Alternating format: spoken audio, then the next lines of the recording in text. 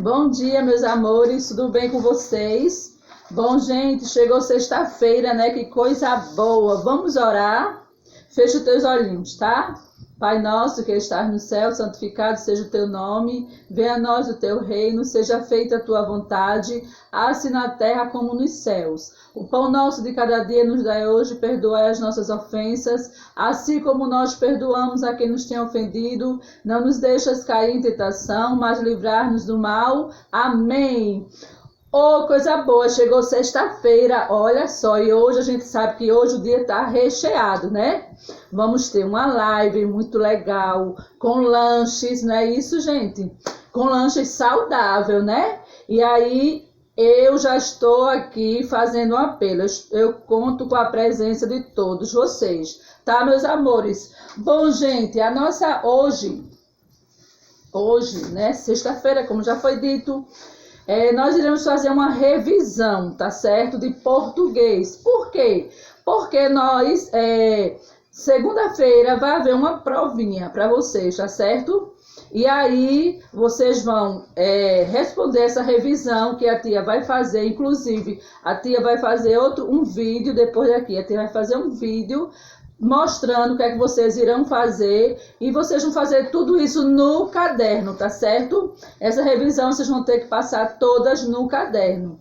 E aí a tia vai só recapitular alguns assuntos que vocês irão estudar para a nossa provinha de segunda-feira e que vocês irão estudar, vocês irão responder, tá certo?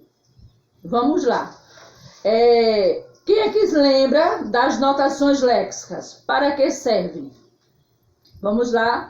As notações léxicas são sinais acessórios que servem para auxiliar a pronúncia das palavras, tá certo? Então, são esses sinais que ajudam, né? Na verdade, que servem de ajuda para a pronúncia, né? Para a gente pronunciar as palavras, né? Porque às vezes a gente esquece do sinalzinho. Eita, como fica errada a palavrinha, né? Por exemplo, a palavra máquina.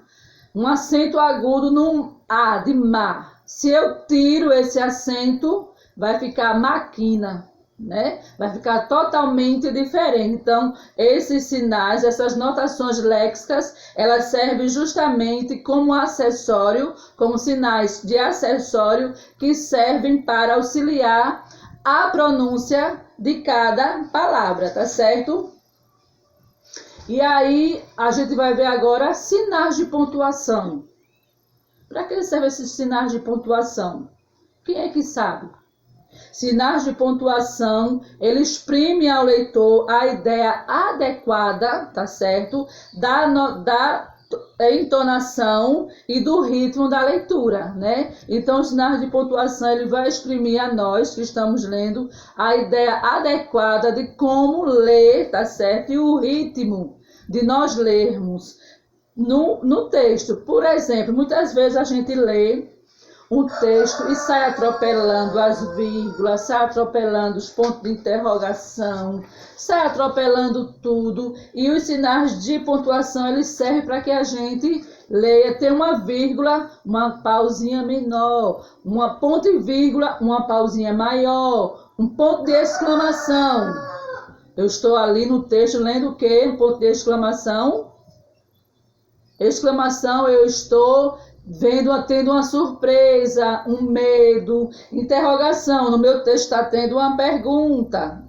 Então, os sinais de pontuação, eles servem para isso, para que a gente tenha ritmo na leitura e não saia lendo, porque senão nem a gente mesmo vai entender, não é? Então, ele exprime essa ideia, né, adequada, né, de entonação e ritmo de uma leitura, tá certo? Então, a gente já aprendeu isso, né? Que não podemos ler correndo. Tá certo? Nós temos também as terminações oso e osa. Tá certo?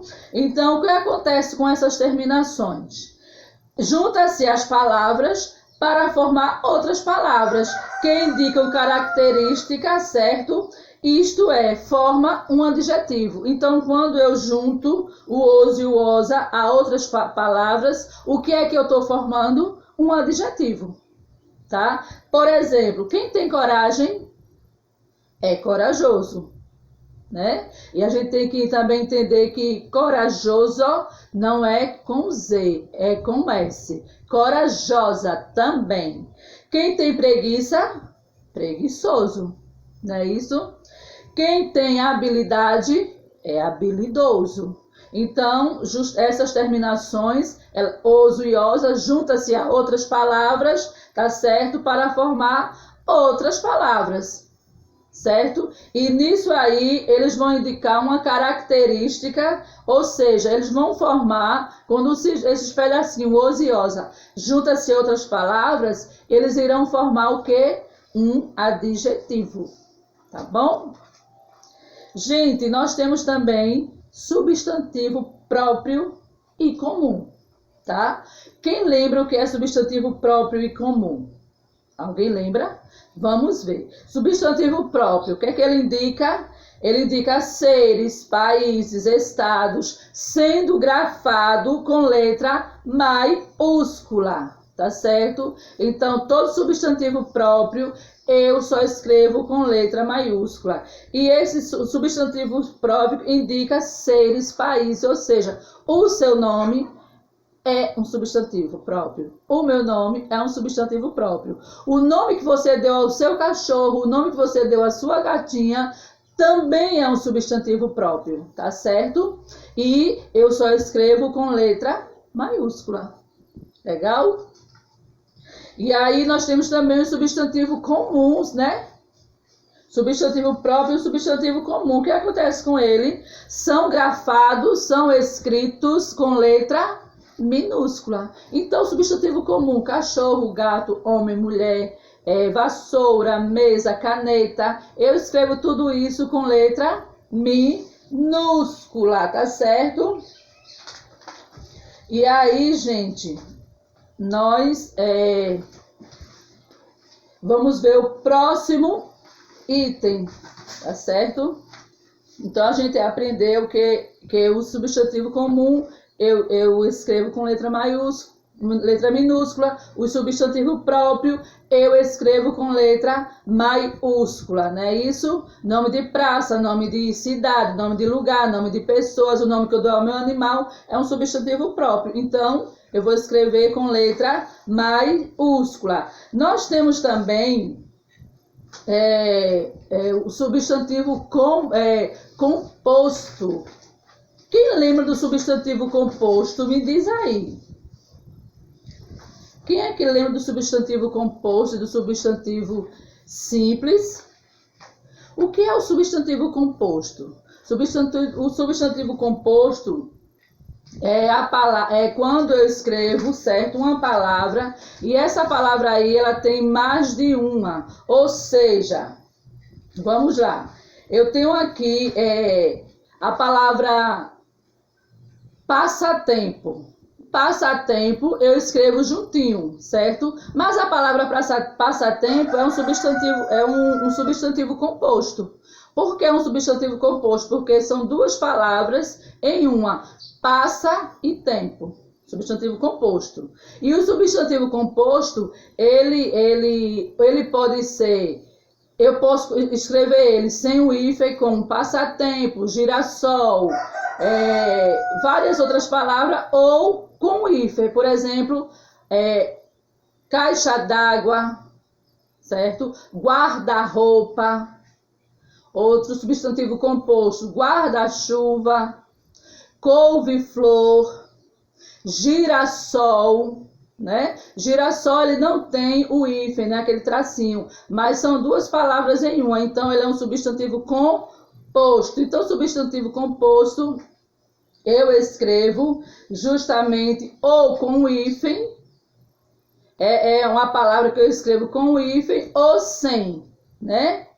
E aí nós temos também o substantivo simples, né? Substantivos simples são formados de uma só palavra, ao contrário do composto, que é formado por duas ou mais palavras, né?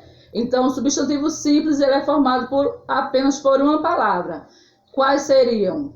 Ventilador, mesa, cadeira, borracha, lápis, né? Já o composto é diferente, é formado por duas ou mais palavras. Pé de moleque, guarda-chuva, guarda-roupa, couve-flor, girassol, passatempo e assim por diante. São os substantivos compostos, tá certo, meus amores? E aí, a gente aprendeu o quê? Os simples são mesa, cadeira, né? A gente aprendeu isso. E o composto é formado por mais de duas palavras. Tá, meus amores? Então, o que vai acontecer? Nós iremos para o vídeo, tá bom? E aí a tia vai mostrar a vocês todo o exercício, o passo a passo do exercício, tá certo? E aí vocês irão passar para o caderno de vocês, tá certo? Tudo para o caderno, tá bom, meus amores? Então, ó, boa aula. A tia se despede lá, tá certo? Então, vamos lá com a tia para o vídeo.